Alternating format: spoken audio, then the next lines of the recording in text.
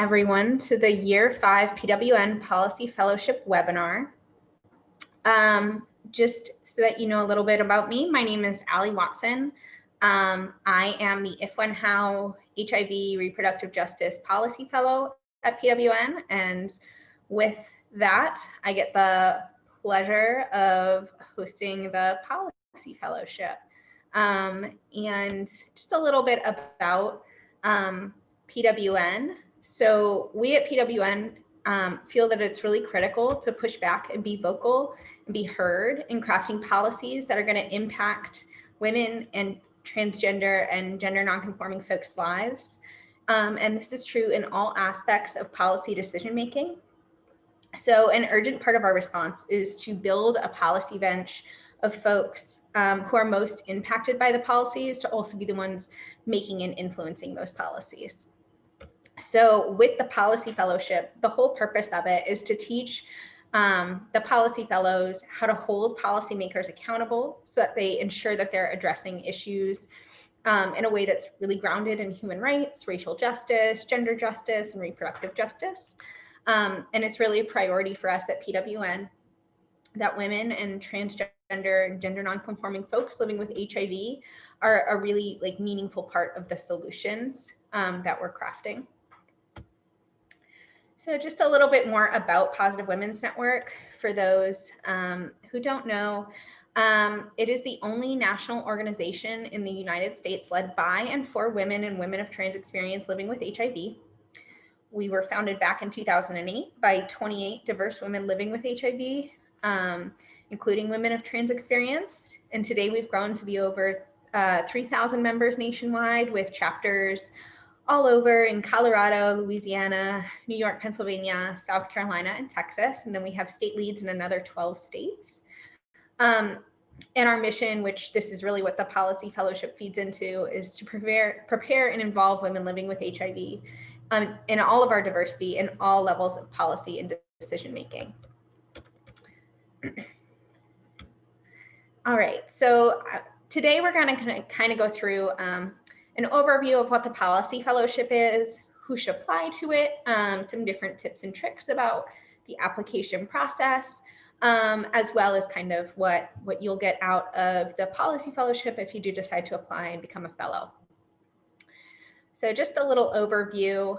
That's supposed to be a GIF, but unfortunately the vice president's not moving in this picture. But so a little overview of the program. So this is our 5th Policy Fellowship for all women, transgender and gender nonconforming people living with HIV. And again, the purpose of it is to increase the participants' ability to effectively engage in federal, state, and local policy advocacy. This is really important to us at PWN because historically the policy environment has been really inaccessible to women and transgender and nonconforming folks living with HIV. Obviously, there's a lot of big changes on the federal level right now, which are looking up, which is fantastic. So it's really the perfect opportunity to get in there and start pushing hard for our folks and our communities now that we really have an administration that's responsive and willing to listen. But of course, there's always work to do. So it's a great opportunity to really get some better policy chops at the moment. So just a little bit, I'm sure everybody is aware that there's been some really significant and important movement, especially in this past 2020 election, and then what we see with the new administration coming in. So obviously we have our first Black and South Asian woman vice president, which is amazing. And then at the federal level in this last election cycle, we also saw the first Black gay members of Congress, the first Afro-Latinx person to serve in Congress. There was a ton of firsts for LGBTQ representatives in a whole bunch of states. And then with the new administration coming in, we have a lot of firsts as well in the Biden administration. So the first openly transgender federal official to be confirmed by the United States, well, hopefully will be confirmed by the United States Senate soon. And then in cabinet appointments, Biden, although there's always work that could be done, we do have the first Indigenous cabinet secretary, the first woman national intelligence director, and the first Latino Homeland Security chief. So we think it's really a great time right now for women, transgender folks, and gender nonconforming folks living with HIV to get that range of tools that they need to do some policy advocacy and put another tool in the toolbox to help people living with HIV get the policies they need to have healthy, safe, and dignified lives. So who do we want to apply? We welcome all women, transgender, and gender nonconforming folks living with HIV. We really strongly encourage anyone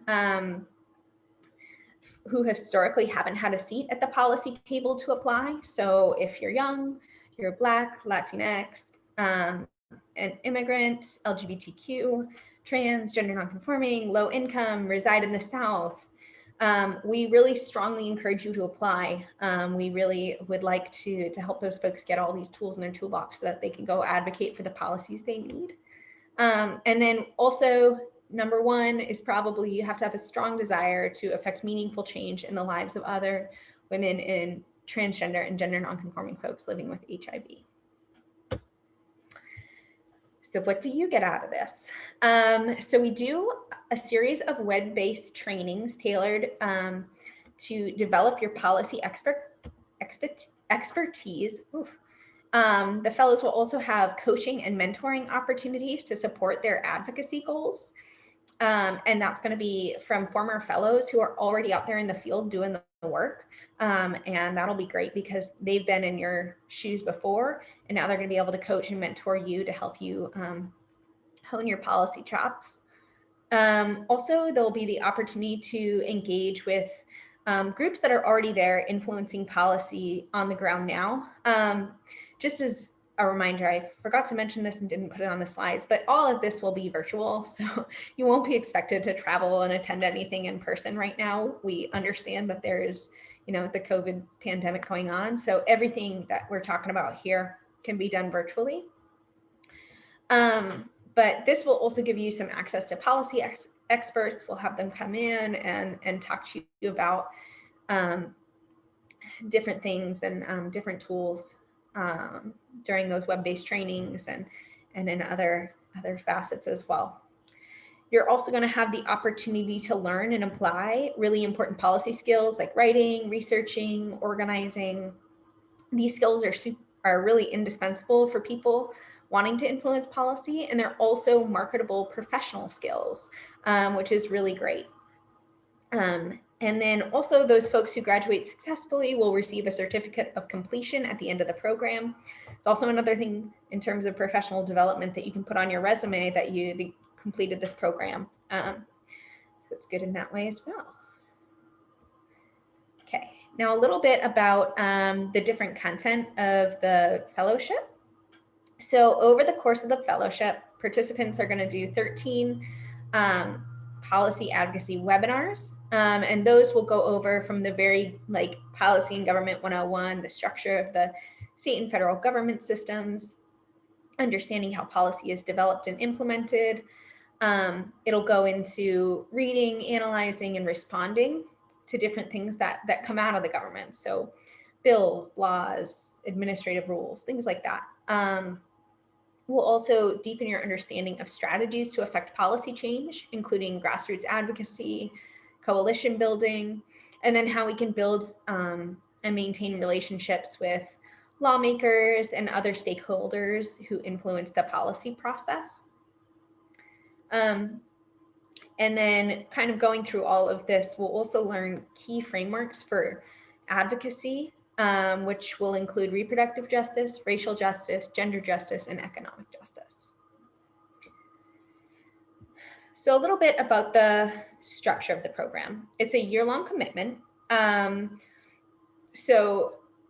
participation in all aspects of the program is required for successfully completing the program. So that's something to be aware of. So the first few months from April of this year until the beginning of December of this year is going to be about a twice a month commitment. And that'll either be, the 2 times a month will either be one of these interactive web-based training sessions that I've been talking about, or it'll be a coaching call with seasoned advocates And that'll depend on the month, but that's about the structure and the commitment there. And then in between those sessions, I'm sorry, my cat is getting in the way here, there will be practical assignments assigned. So these are going to be things like, writing a letter to a legislator, attending a meeting with maybe a local advocacy group that's held virtually and things like that, so that you can really start to practice those things that we're learning in the web-based training sessions. And then also during this first section, the April to December, there'll be 2 collaborative presentations that you'll do with the other policy fellows, and those will really just be to review the information. And then the last section of the policy fellowship from January 2022 until April 2022 is going to be a practicum, which is a project that you complete working with a host organization to develop some type of policy project. And so those policy projects have been a broad range of things, but it might be a policy brief on an issue you're interested in, a fact sheet, a presentation that you could deliver. And so there's really a wide range of things that you can do. Those are just a few examples, but that's something that you'll have 3 months to develop with a host organization. That's a really practical policy project. And obviously we talk more about that in the fellowship, but just so you have an idea of the structure. Here is the tentative schedule. I'm not going to go through every single detail here. You can actually find this on our website. But you can kind of get a general sense that these are about once or twice a month, the web sessions, and everything that I've been talking about that we'd be learning, like the basics of policy, the basics of, rule and lawmaking, those key frameworks, policy research, all of those items will be covered. And right here, you can see that it goes from about April 9th until about December 3rd. And at that December 3rd point, then you kind of have a little bit of a month break to really hammer out what your practicum project is going to be and take a break for the holidays before we jump back in January 2022 and then the 3-month period until March. So that's a bit of the structure and the schedule of how that would go. So if any of this has piqued your interest and sounds like something you'll be wanting to do, let's talk about the application. So there's 3 required parts of the application. The first part is just applicant information. It's really general. So like demographic, like your name, your pronouns, things like that.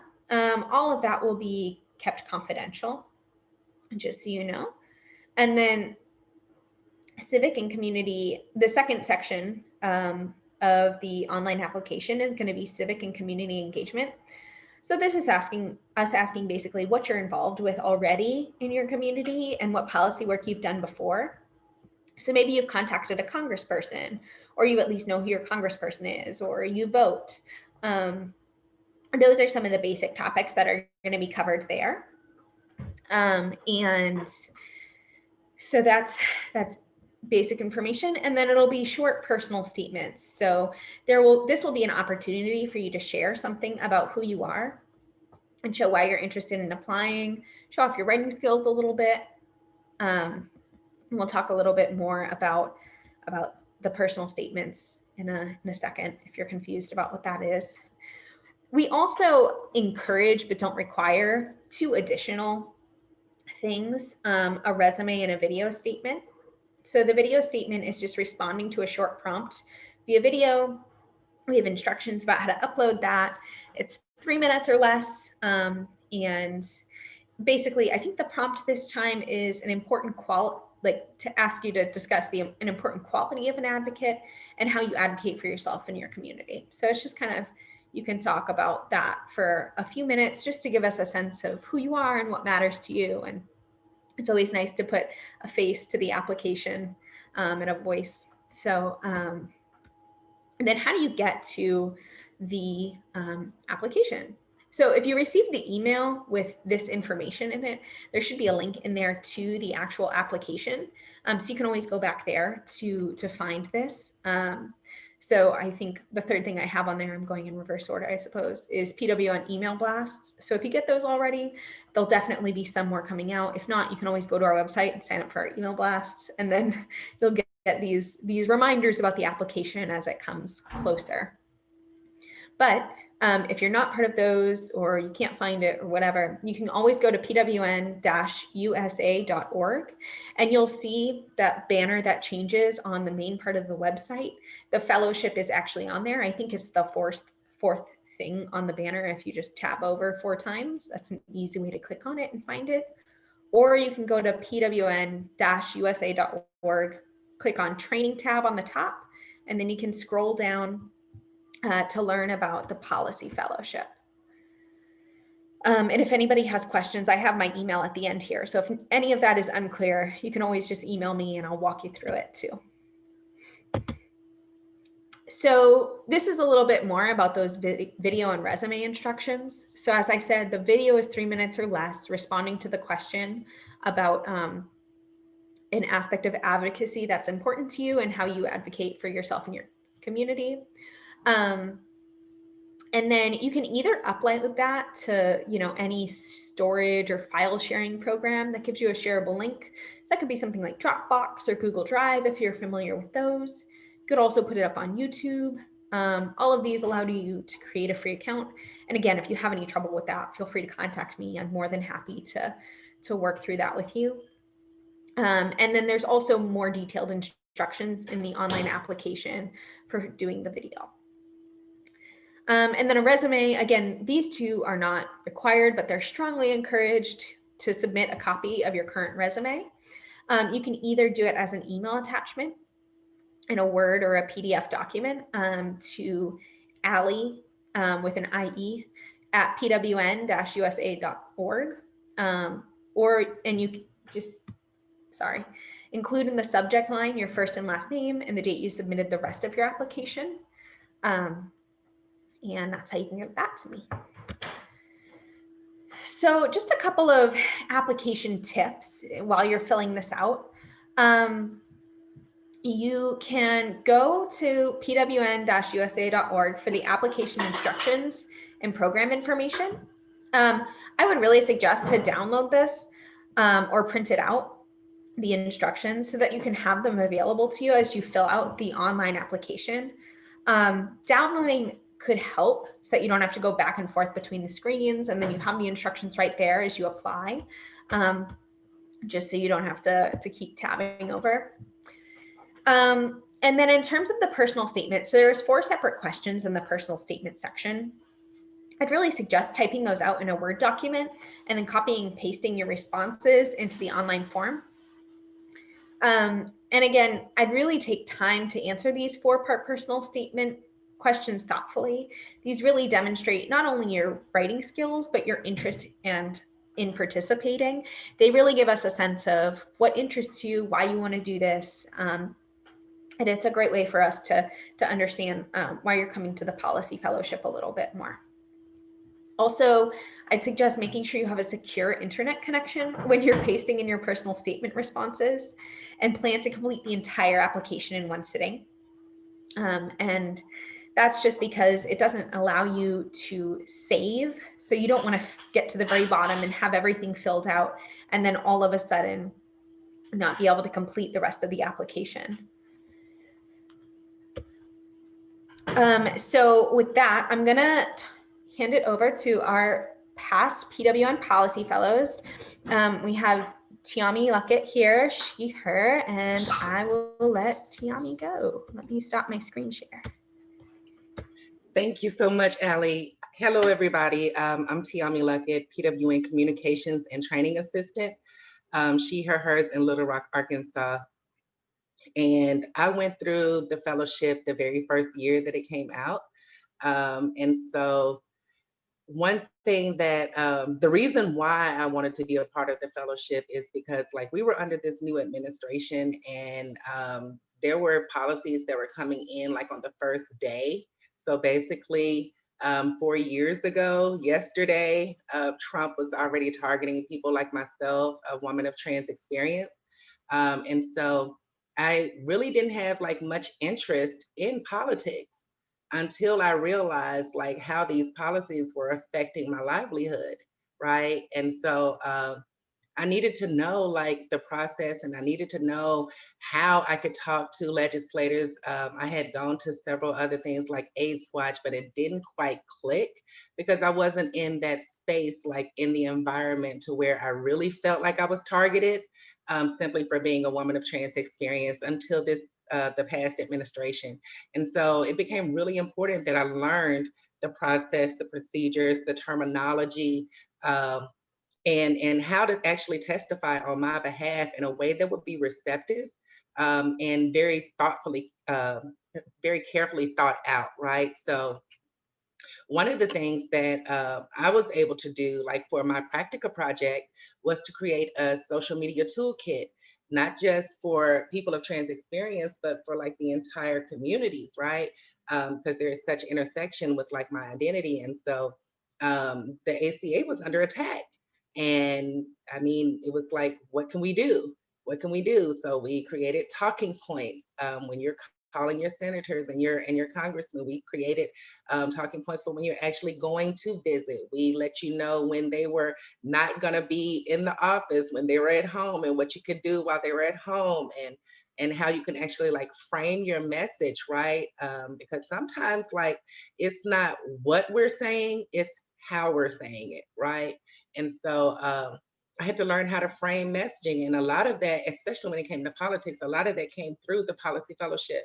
And so just knowing that I have coaches there who are in the field doing this work was a great relief for me, because it was basically Greek for me when I started, but I did get a deeper understanding of how a bill becomes a law, the checks and balances system, what each branch of government is supposed to do, what they're responsible for. Appropriations, like I didn't know about appropriations, and the process for that, like it's not something that's guaranteed. They have to vote on that, right? And so you need to know like when things like that are happening, and you can have input, right? And so the policy fellowship gave me all of that. It gave me the tools that I really needed, to become an effective advocate and be able to speak not just for myself but for my entire community. And so I would suggest, like, when you're doing the application, like Ali said, really think about like what is important to you, like what was under attack in your existence over the last 4 years, right? And how what do you want to see yourself getting back? What access do you need, right? What access do you know your community needs? Because it may just be you being that voice for an entire community, right? And so yeah, find out what's important. You know what's important to you, but find out what's important to the rest of your community. And I think that the fellowship will give you the tools that you need, to actually not only be able to talk to the legislators, but also be able to talk to your community, your family about these issues, because some of these things impact them as well, right? So you don't have to feel like you're alone. Um, that's about what I have to add to my time at the Policy Fellowship. I'll go off camera and wait for Lizzie. Or any questions and comments, please feel free to put them in the chat. Yeah, and I know that Lizzie just had a new baby arrive last night. For her daughter just had a baby, so I don't know if she's going to be able to join us today. But let me see. Oh, and I did want to make clear, we did get a question in the Q&A box about the recommended age was young. I just want to make clear that it's less of like a recommended age, and it's more, we want to really encourage people who are out of the process, and it included all of those categories. So it's recommended for everybody. There are plenty of people who are not, well, who are older and younger, and it's a whole wide range, and we accept everybody who wants to apply. We just really want to make sure that those folks who might think, oh, I'm too young for this or something, to really encourage them to apply. So I wanted to make that clear. And then we just had a question too about if you're more of an in-person learner rather than a virtual learner, would Would you recommend participating in this virtual fellowship? Is this the regular fellowship virtual or in person? So Tiami. Yeah. So this fellowship didn't go virtual simply because of COVID. It was already virtual the very first year and like the years prior to this one. So one thing that has, because I'm an in-person learner too, right? So one thing that was really helpful in being virtual was that like I could follow along by someone sharing their screen, right? So I'm still able to like have that hands-on, do that. My job is virtual. I did a lot of on-the-job training through virtual connection, right? And so I wouldn't say I wouldn't let that be a deterrent from you actually getting this resource and the resources that are available.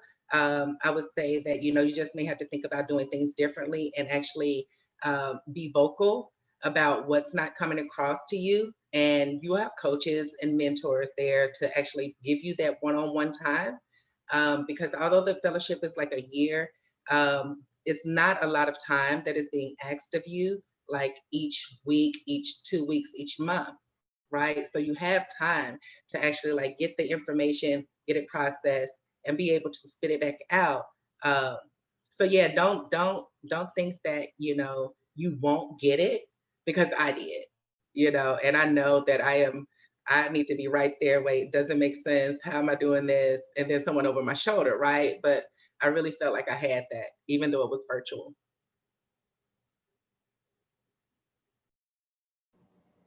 That's great. Thank you so much. Yeah, and I will say, like, I know I have policy fellows like call me and chat with me all the time about, they're like, hey, I didn't get that when you were talking about that. And I'm like, okay, well, let's like sit here and like break it down. Like, that's what I'm here for. So we really do try and make sure that folks are getting it, because it's not like school. Like, we want you to succeed and we're here to help. I just want to make sure that I share my screen so we can get you the key dates. So just so everyone knows, the application deadline is February 12th. So it gives you a couple of weeks, I think about 3 weeks now, to apply. And then we'll conduct the interview process March 1st through the 3rd, and then notify everybody of their acceptance on March 5th. And then we launch the fellowship, which was on the previous slide, on April 9th with our fellowship orientation. And I do want to know, if anybody has any questions, we'll definitely, I'll stop sharing my screen in a second so I can go back and look at those. But all the information is on our website. It's right there, pwn-usa.org. And you can always email me at ally@pwn.usa.org too. So let me stop sharing. And I can doubly say what Tana said. I actually only joined PWN last year, and there is a lot to get out of the fellowship. I've learned so much just hosting it. So if anybody has any more questions, I'll hang out so that we can answer them. But thank you all for coming on. Really appreciate it. And I hope everybody goes and applies now.